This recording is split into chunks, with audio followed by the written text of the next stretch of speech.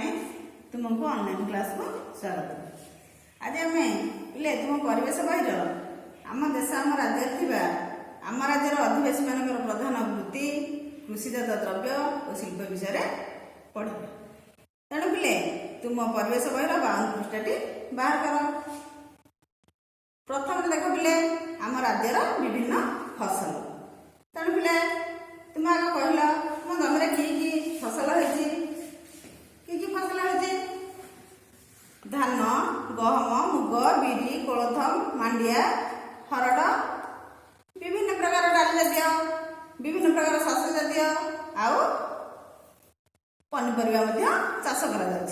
तेणु पिले यही सब भितर आमर कौन धान हूँ प्रधान फसल। तेणु धान चाष आमर प्रथम कौन दरकार कहल धान चाष समतल भूमि थी दरकार आउ उर्वर माटी एवं पानी सुविधा थी दरकार। यही अंचल मानक भल धान चाष हो। तेणु यह क्यों अंचल अच्छी यह सब उपकूल अंचल मानक थाए। तेणु उपकूल अंचल आम क्या कहवा उपकूल अंचल आम क्या कहवा जो अंचल बा जिला गुड़िक समुद्र कूल अवस्थित ताको आम उपकूल अंचल कहवा। तेणु क्यों जिला गुड़िक पिला माने आमर कहल समुद्र कूल अवस्थित क्यों क्यों जिला देख पिले केन्द्रापड़ा जगतसिंहपुर पुरी गंजाम भद्रक और बालेश्वर ये 6टी जिला आमर समुद्र उपकूलवर्ती अंचल। तेणु यही जिला गुड़िक आमर भल धान चाष हुए सबुआड़े हुए किंतु एठी प्रचुर परिमाण में धान चाष हुए। तेणु पिले आम राज्य जिला मानक विभिन्न प्रकार पनीपरिया चाष कराए। पनीपरिया कौन आलू बाइगण कोबी भेंडी जह्नी बिलाती बाइगण विभिन्न प्रकार सबुआड़े चाष कराए।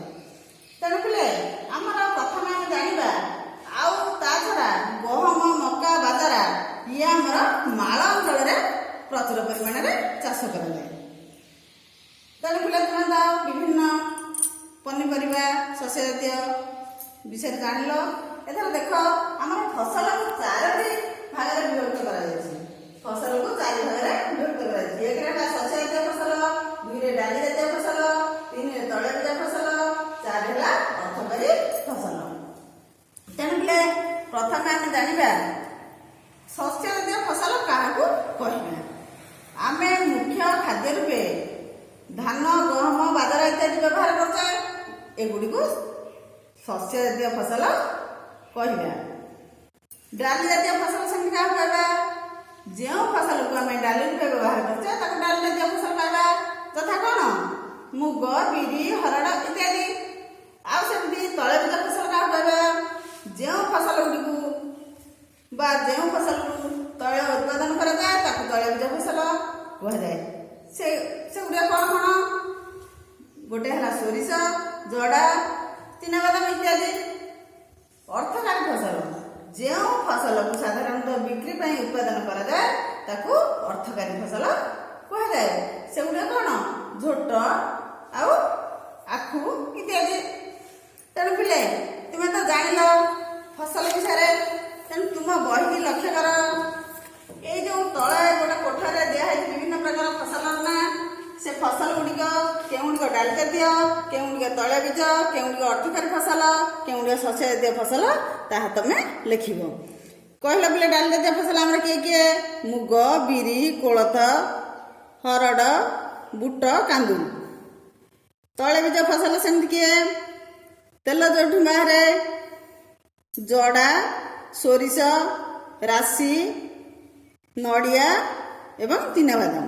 अर्थकारी फसल किए जीवे अर्थकारी फसल है आखु झोट चिनाबादाम नड़िया आउ शस्य जातीय फसल धान गहम।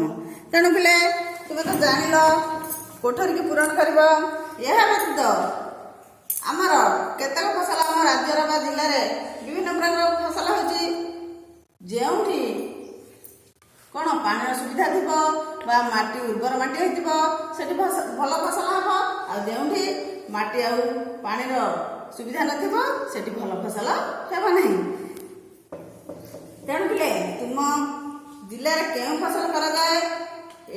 ସାରଣୀରେ ଲେଖିବ। ଏଇ ଯେଉଁ ସାରଣୀ ଦେଇଛି ତୁମ ଜିଲ୍ଲାର ନାଁ କ'ଣ କହିବ ପିଲେ? କହିଥିଲି କ'ଣ? ଢେଙ୍କାନାଳ। ଏଠି ଲେଖିବ ଢେଙ୍କାନାଳ। ଚାଷ ହେଉଥିବା ଫସଲର ନାମ ଏପଟେ ଲେଖିବ। ବିଭିନ୍ନ ପ୍ରକାର ଚାଷ ହେଉଛି, ସେଇ ଚାଷ ହେଉଥିବା ଫସଲର ନାମ ଏ କୋଠରୀରେ ଲେଖିବ। ତେଣୁ ପିଲେ ଆଜି ପାଇଁ ତ ସମୟ ହେଇଯାଇଛି। ଏଇଠି ମୁଁ ଶିକ୍ଷା ସଂଯୋଗ କାର୍ଯ୍ୟକ୍ରମକୁ ସମାପ୍ତ କରି ରହୁଛି। ପର ପିରିୟଡ଼ରେ ଆମେ ବୃତ୍ତି ବିଷୟରେ ଜାଣିବା। ଧନ୍ୟବାଦ।